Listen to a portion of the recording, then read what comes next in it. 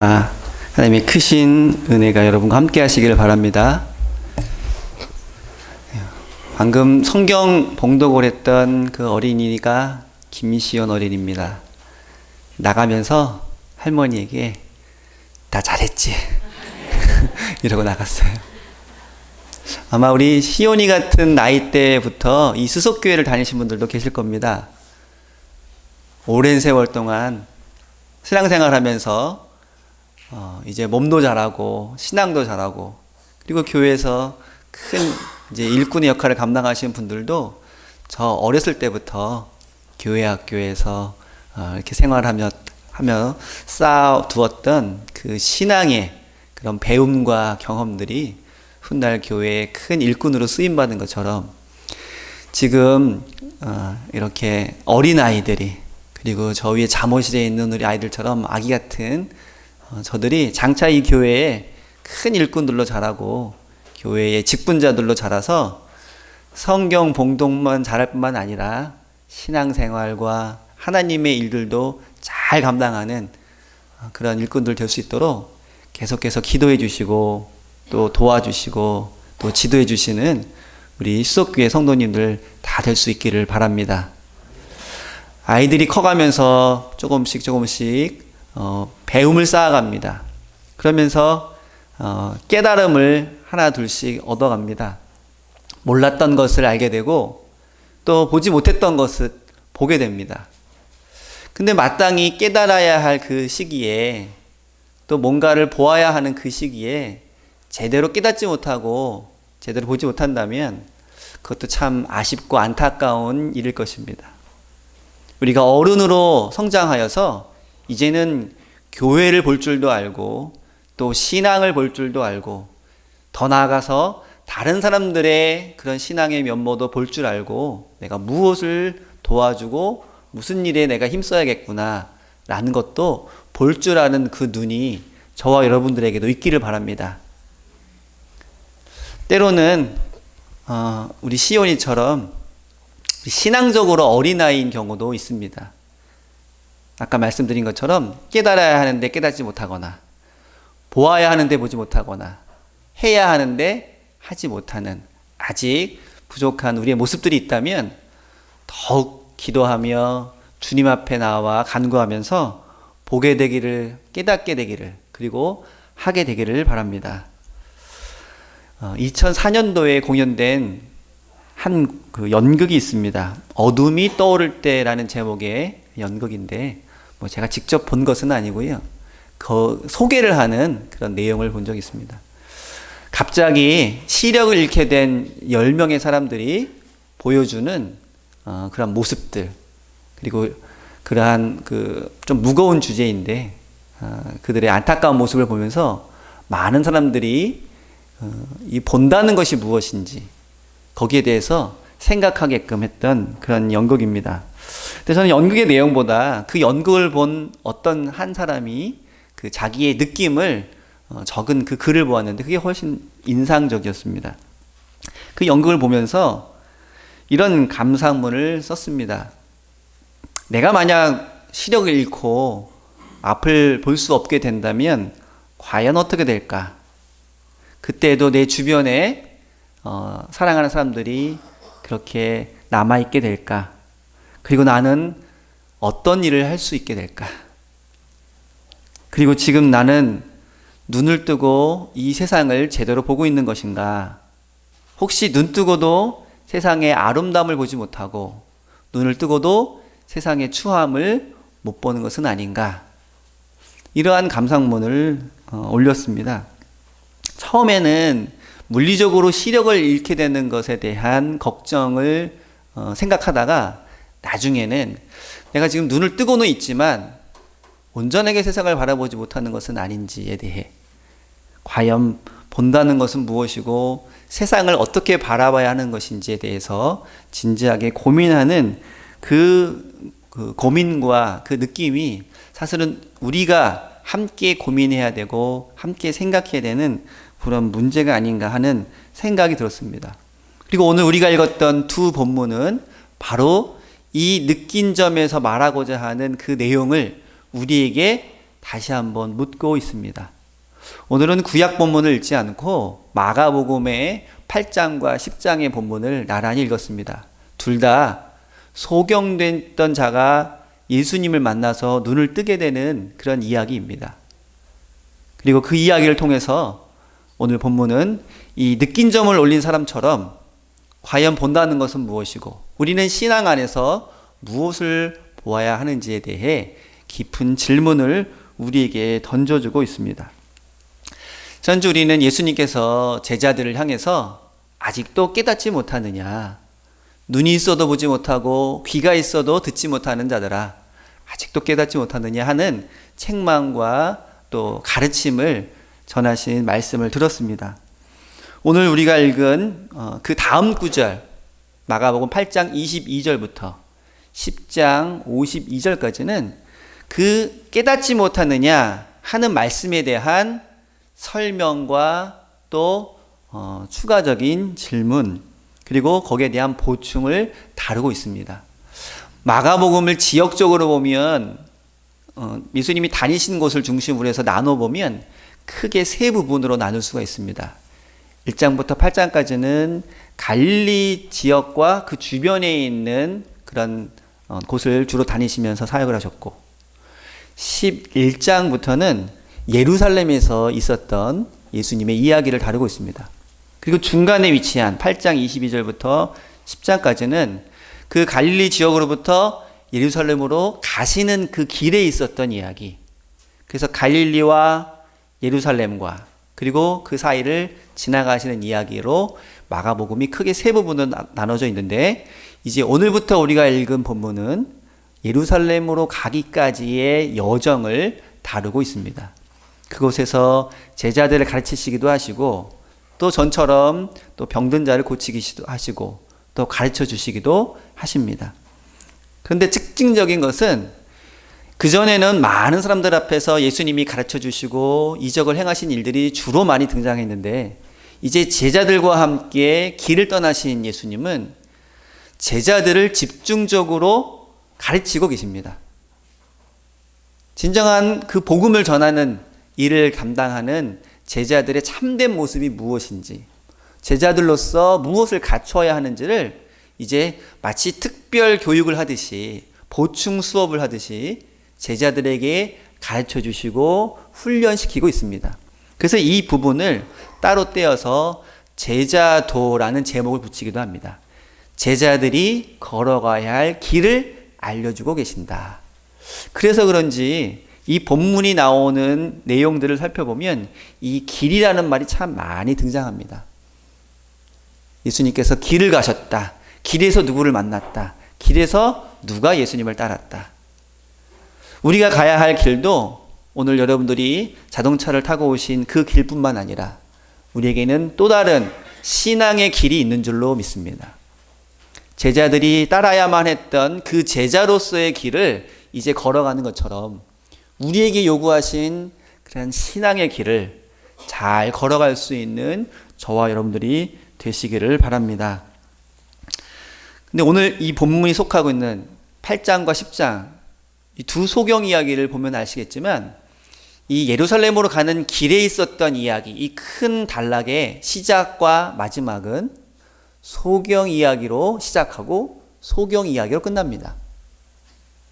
다른 복음서에서는 예수님께서 눈먼 자를 고치신 이야기가 하나만 등장합니다. 그런데 마가복음에서는 두 개의 눈먼 자 고치신 이야기가 등장하는데 바로 이 길 위의 사역의 처음과 그 나중에 이 눈먼 자를 고치신 이야기가 등장을 하고 있습니다.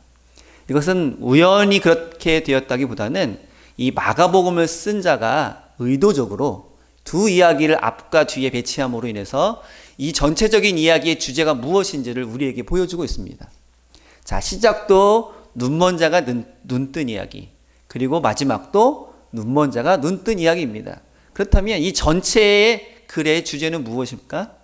우리는 생각할 수 있습니다. 바로 우리의 신앙의 눈을 뜨고 우리의 삶의 눈을 떠서 세상을 올바르게 바라보고 하나님의 뜻이 어디에 있는지를 올바르게 바라봐야 한다는 그 의미를 우리에게 분명히 전해주고 있다고 하는 것입니다. 자, 앞부분에 등장하는 눈먼자는 그 이름이 없습니다. 뒷부분에 등장하는 그 눈먼자도 이름이 없습니다. 다만 지역이 나올 뿐입니다. 8장 22절부터 등장하는 그 눈먼자는 벳세다라고 하는, 우리가 갈릴리 사역에서 몇 번 보았던 그 벳세다라고 하는 지역에 살았던 눈먼자입니다. 그리고 10장에 등장하는 눈먼자도 그 이름이 아니라 그가 누구의 아들인지만 나와 있습니다. 바로 디메오의 아들인 바디메오입니다. 이름 앞에 바자가 붙으면 누구의 아들 이란 뜻입니다. 그러니까 그 사람의 이름이 아닌 거죠. 바디메오는 그 사람의 이름이 아닙니다.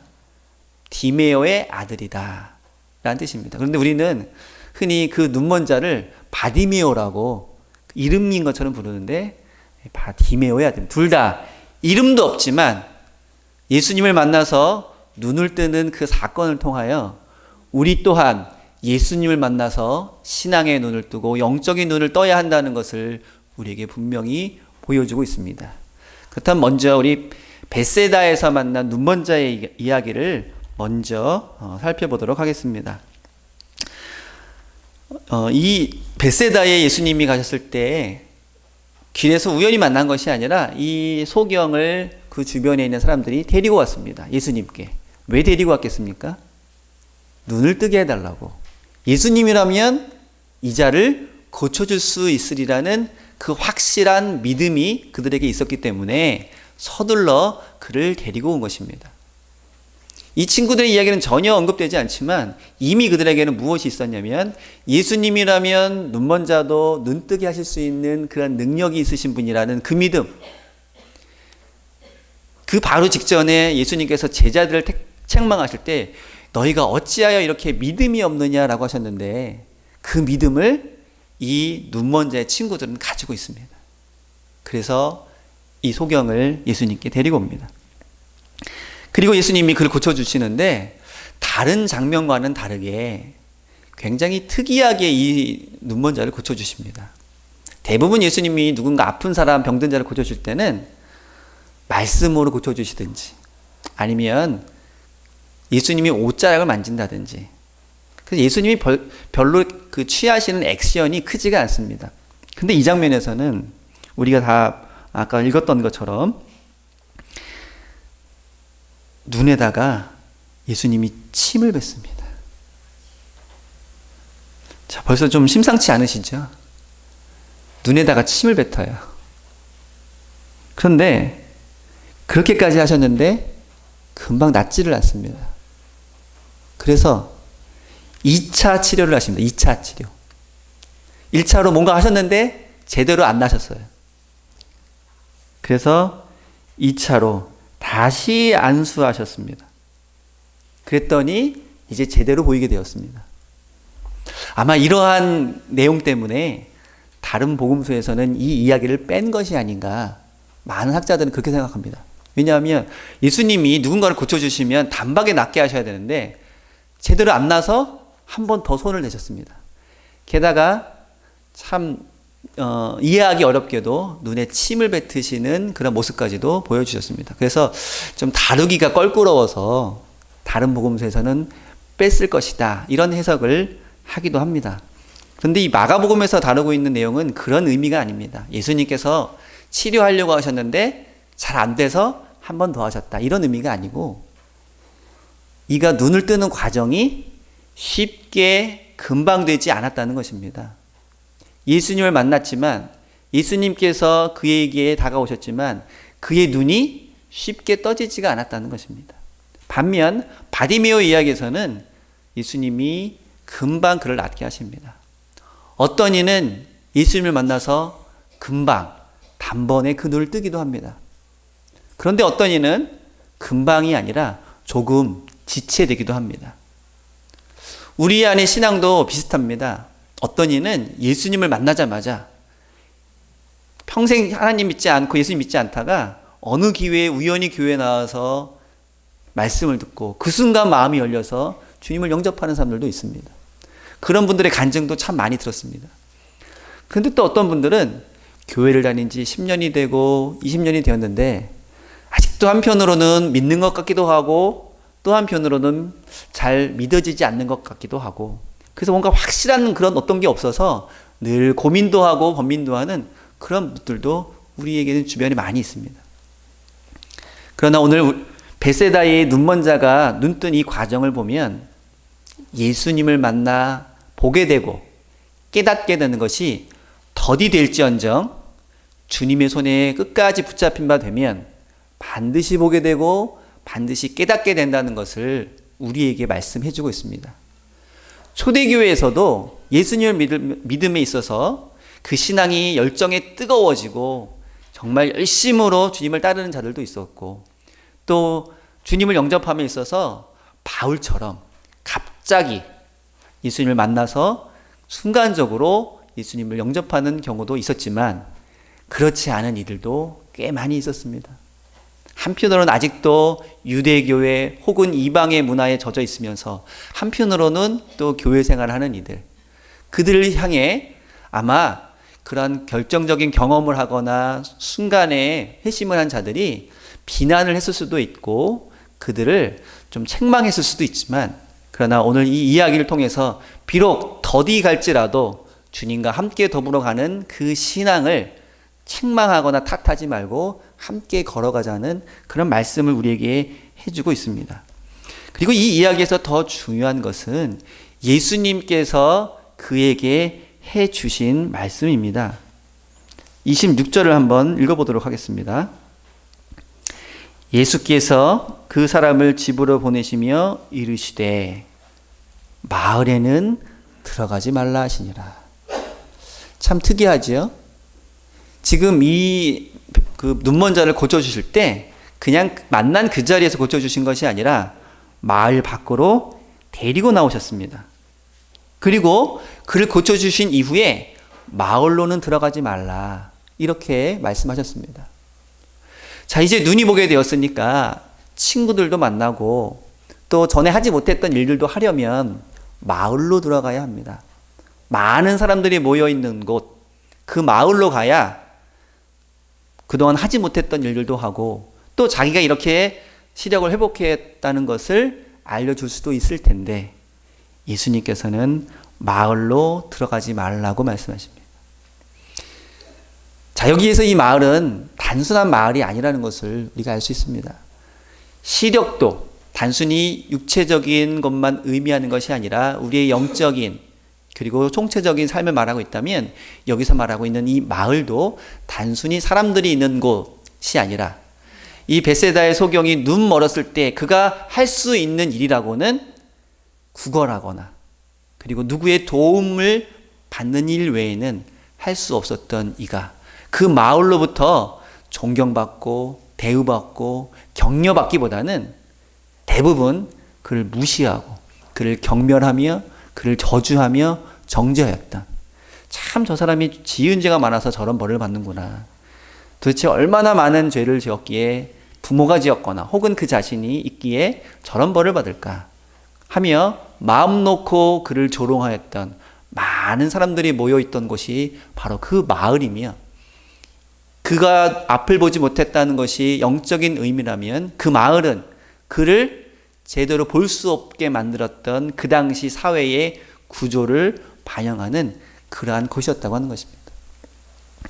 오늘날도 많은 사람들이 육체적으로는 두 눈을 뜨고 멀쩡히 살아가지만 앞서 그 연극이 전해졌던 그 메시지처럼 우리가 과연 이 세상을 제대로 보고 있는 것인가?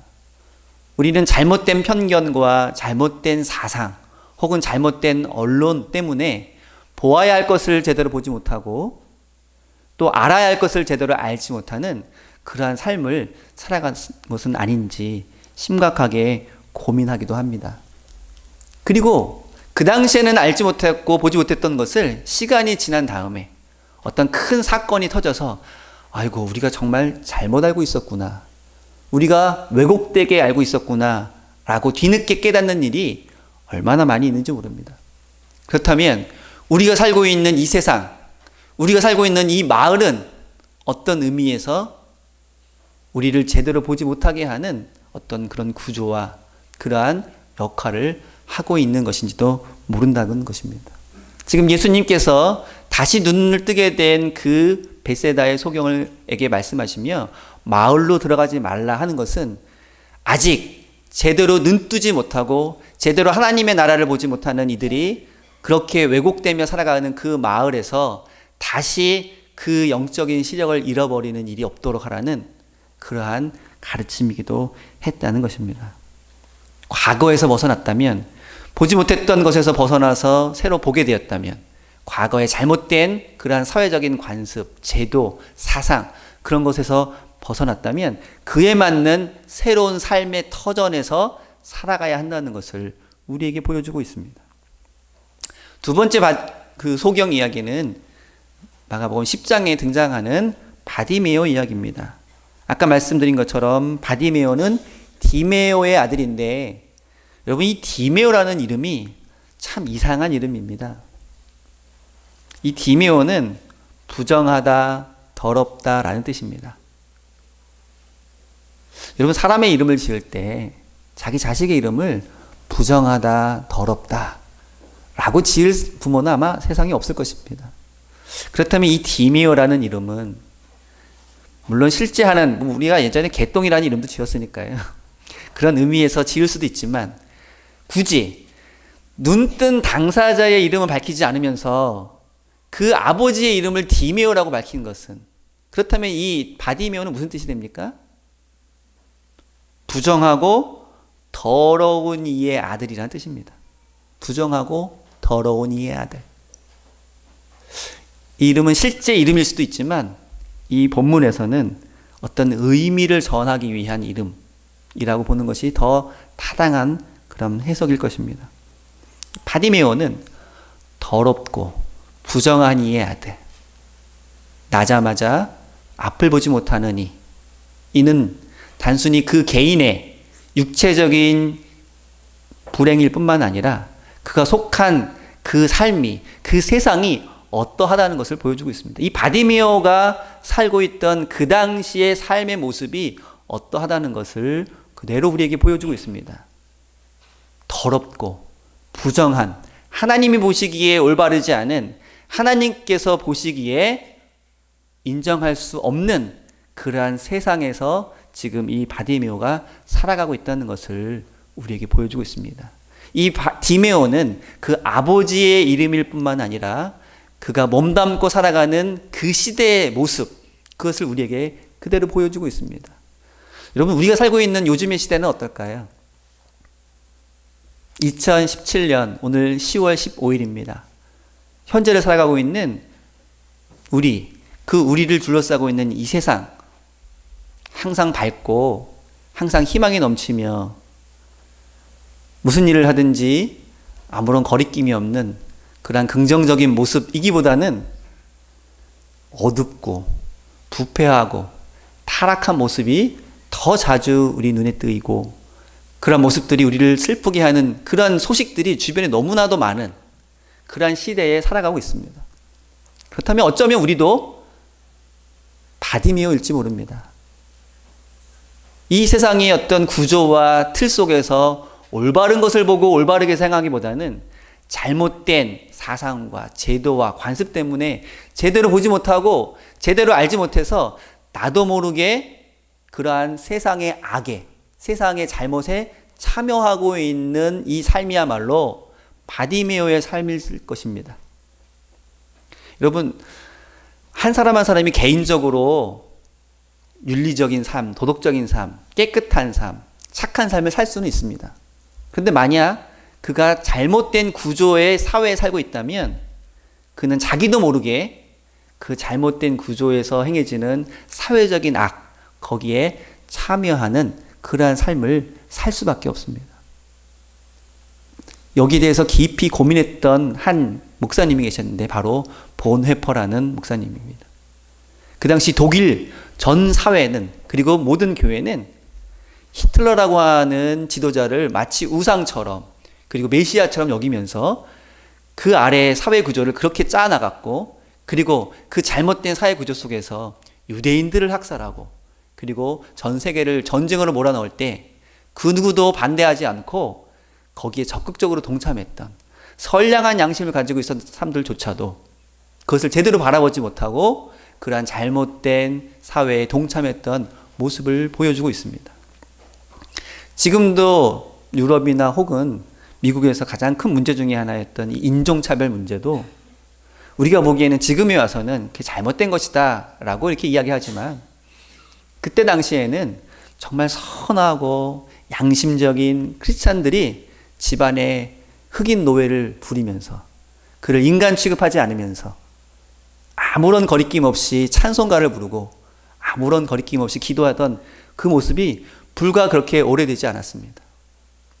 그렇다면 우리의 삶 가운데 더 중요한 것은 과연 우리가 살아가고 있는 이 세상이 우리를 올바르게, 우리를 희망에 넘치게 살아가게 하는 그런 모습인지, 아니면 이 디메오라는 이름처럼 나도 모르게 나를 부정하고 더러운 삶으로 이끄는 그러한 사회의 모습인지를 우리는 늘 신앙의 눈으로 바라봐야 한다는 것입니다. 그런 바디메오가 지금 예수님을 만납니다. 그리고 예수님에 의해서 그 눈이 뜨게 됩니다. 근데 참 재미있는 장면이 있습니다. 바디메오가 예수님을 만났을 때 뭐라고 외쳤을까요? 그는 앞을 보지 못하니까 예수님이 지나가도 예수님이신 줄을 모르겠죠. 그런데 예수님이 지나간다는 소식을 귀로 듣습니다. 눈만 보지 못한 것이, 그리고 귀는 들을 수 있는 것이 그래도 그에게는 희망이었습니다. 예수님이 지나간다는 소식을 듣고 바디메오가 소리칩니다. 뭐라고 소리칩니까? 다윗의 자손 예수여, 나를 도우소서. 그 이야기를 듣고 예수님이 그에게 물어봅니다. 내가 무엇을 도와주면 좋겠냐? 네가 무엇을 원하느냐? 그때 바디메오가 하는 대답이 오늘 말씀의 제목입니다. 제가 보기를 원합니다. 이건 당연한 대답인 것 같지만 사실 당연하지가 않습니다. 여러분, 날 때부터 눈먼 자가 의사도 아닌 현대의 첨단 의학으로도 제대로 감당할 수 없는 시력을 회복하는 일을 원한다는 것은, 물론 마음에서는 원하죠. 내가 참 눈이 다시 봤으면 좋겠다. 하지만 현실적으로는 가능하지 않은 일입니다. 그래서 지금까지 그 누구에게도 제 눈을 보게 해달라고 말한 적이 바디메오는 없습니다. 그는 그저 현실 안에서 그가 할 수 있는 일이라고는, 그가 원할 수 있는 일이라고는 누군가에게 돈 한두 푼 얻어서 그날 먹고 살 만한 양식을 구해서 하루하루를 연명하는 일, 그 일이 가장 현실적으로 바디메오가 원할 수 있고 바라던 일이었습니다. 그래서 지금까지는 누구를 만나도 내가 보기를 원합니다, 제 눈을 뜨게 해주십시오 라는 말을 할 수가 없었습니다. 그저 다른 사람에게 원하는 것은 한 푼만 달라는, 빵 한 조각 달라는 그것만 지금까지 원했던 바디메오가 예수님을 만나서는 한 푼 달라는 말도 아니고 빵 하나 달라는 말도 아니고 보게 해달라고 간청하고 있습니다. 그것은 무엇을 의미합니까?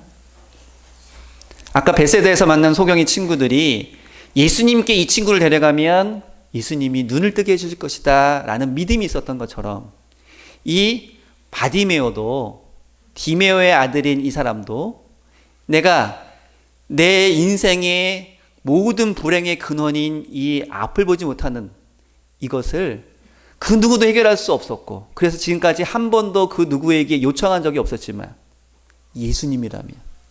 예수님이라면 나를 보게 하실 것이다. 내 이 불행의 씨앗과 근본인 이 문제를 예수님이라면 해결할 수 있을 것이다 라는 그 믿음을 가지고 제가 보기를 원합니다 라고 말했던 것입니다. 이것은 앞을 보지 못하니까 당연히 보고 싶어서 말하는 것이 아니라 예수님이라면 나를 보게 하실 수 있습니다 라는 그 믿음의 고백이었던 것입니다. 예수님께서 그를 고쳐주셨습니다. 그때 이 바디메오가 예수님을 따릅니다. 우리 그 장면을 잠깐 같이 읽어보도록 하겠습니다. 먼저 50절입니다. 10장 50절. 같이 읽겠습니다. 시작. 맹인이 겉옷을 내버리고 뛰어 일어나 예수께 나오거늘. 자, 건너뛰어서 52절입니다. 예수께서 이르시되 가라, 내 믿음이 너를 구원하였느니라 하시니 그가 곧 보게 되어 예수를 길에서 따르니라. 여기 이 두 구절이 굉장히 중요한 구절입니다. 바디메오가 예수님께서 오라고 하실 때 그냥 가지 않았어요. 그냥 가도 됩니다, 사실. 근데 굳이 여기에 겉옷을 버리고 갔다는 말이 아주 자세하게 언급이 되어 있습니다. 여러분, 겉옷을 버리고 안 버리고가 그렇게 중요합니까? 지금 예수님 만나서 눈을 뜨게 되는데. 근데 굳이 이 마가복음에서 겉옷을 버렸다는 말이 나오는 것은 예수님께서 벳세다의 소경에게 마을로 들어가지 말라는 그 의미를 여기에서는 겉옷을 버렸다는 의미로 다시 바꿔서 이야기하고 있는 것입니다. 자, 그 겉옷은 무슨 옷입니까? 여기 보면 구걸하던 맹인이라고 했습니다. 그가 아침에 일어나, 우리 상황으로 말하면 아침에 일어나 구걸하러 나갈 때 아무것도 없는 그가 가지고 가는 것은 단 두 개였을 것입니다. 바로 이 겉옷과 그리고 구걸을 할 수 있는 어떠한 도구. 그런데 이 겉옷을 버려버렸다는 것은 이제 예수님을 만나러 감에 있어서 새로운 인생이 시작되었고, 그 새로운 인생에는 그 전에 내가 짊어지고 있었던 그러한 겉옷과 같은 그러한 옛 사상들, 옛 생각들, 옛 가치관들, 옛 편견들은 다 내어버리고서야 예수님을 만날 수 있다는 그 의미를 지금 이 마가복음은 겉옷을 버리고 예수께 나갔다라고 표현을 하고 있습니다. 그리고 52절에 그가 곧 보게 되었다고 하는데, 아까 벳세다의 소경은 곧 볼 수 없었죠. 한번 했는데 잘 되지 않았습니다. 이렇게 서로 다른 모습으로 예수님을 만나는 그 모습을 통해서 누구든지 예수님께 나오라고 초청을 하고 있는데, 그런데 이 곧 보게 된 이 바디메오가 한 일은 뭐냐면 예수를 길에서 따르는 일이었습니다. 자, 이제 이 여리고에서 만난 바디메오는 그 전까지는 구걸을 하면서 하루하루 연명하던 사람이었는데, 이제부터 다시 보게 된, 예수님을 만나서 다시 보게 된 이 사건 이후부터는 예수님을 따르는 자가 됩니다. 예수님을 따르는 자를 우리는 뭐라고 부릅니까? 제자라고 부릅니다. 제자라고 부릅니다. 비록 다른 갈릴리에서 활동하던 때 만났던 제자들과는 한참 늦게 제자가 되었지만, 그러나 이도 이때부터 그 전까지의 삶을 다 청산하고 예수님을 따르는 제자로서의 모습을 이제 살게 됩니다. 예수님을 만난다는 것, 그것은 이 두 이야기를 통해서 우리에게 주시는 분명한 메시지가 있습니다. 예수님을 만난다는 것은 다시 마을로 가지 않는 것. 예수님을 만난다고 하는 것은 그가 입고 있던 겉옷을 버린다는 것. 예수님을 만난다는 것은 예수님을 따른다는 것. 그런데 아마 이 사람은 몰랐을 거예요. 예수님을 따른다는 그 의미가 무엇인지. 지금은 너무 고맙고 감사해서 예수님을 따르고 있지만, 예수님께서 말씀하신 것처럼 너희가 나를 따르려거든 자기 십자가를 지고 나를 따르라고 했던 그 의미는 아마 몰랐을 것입니다. 그래서 아마 이 사람도 예수님의 제자들이 예수님께 십자가 달려 돌아가실 때 다 도망갔던 것처럼 그도 아마 도망갔을 것입니다. 왜냐하면 그 장면에 아무도 남지 않았다고 했거든요. 그러나 그는 결국 예수님의 제자로서의 그 길을 걸어가게 되었고, 그가 부활하신 예수를 만난 이후에 복음을 증거하며 살아갔다는 것은 비록 기록되어 있지 않지만 그가 제자로서의 길을 따라갔다는 것을 볼 때 우리는 알 수 있습니다. 그리고 그의 걸어갔던 그 길이 바로 저와 여러분들이 걸어가고 있는 그 길인 줄로 믿습니다. 그렇다면 우리에게도 요구되는 것이 하나 있습니다. 그것은 바로 눈을 떠야 한다는 것. 이가 지금 소원했던 것처럼 보기를 원합니다 라는 그 소원은 바로 이 사람의 소원뿐만 아니라 우리의 소원이 되어야 한다는 것입니다.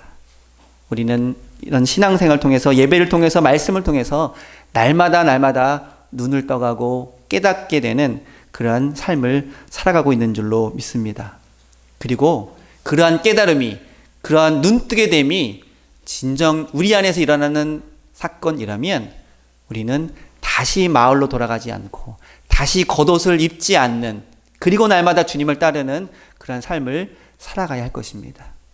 이 세상에서 통용되는 가치관과 잘못된 편견을 다 내어버리고 주님과 함께 새로운 삶을 날마다 살아가는 저와 여러분 되시기를 주님의 이름으로 기도합니다. 기도하겠습니다. 하나님 아버지, 오늘도 우리에게 귀한 은혜와 말씀 허락하시니 감사를 드립니다. 우리가 남의 이야기처럼 벳세다의 소경과 여리고의 소경 바디메오의 이야기를 들었지만 그 모습이 곧 우리의 모습임을 고백하오니 주여 보게 하여 주옵소서, 깨닫게 하여 주옵소서. 우리가 버려야 할 그 겉옷이 무엇이며 우리가 벗어나야 할 마을이 무엇인지 깨닫게 하여 주옵시고 주님으로 더불어 바르게 보게 하시고 바르게 깨닫게 하여 주옵소서. 말씀을 통하여 우리에게 말씀하실 때에 우리의 마음의 눈이 열려 바로 보며 바로 깨달아 바로 살아가는 길에서 주님을 따랐던 그처럼 우리도 날마다 우리의 삶의 길에서 주님을 따르는 삶이 될 수 있도록 인도하여 주시옵소서. 오늘도 우리의 눈을 어루만져 주시고 우리에게 함께 하셔서 보게 하시고 깨닫게 하시는 주님의 은혜가 항상 우리와 함께 하실 줄로 믿사오니 그 주님 의지하며 나아가는 저들 되게 하여 주옵소서. 감사드리며 예수님의 이름으로 기도드립니다. 아멘. 하늘에 계신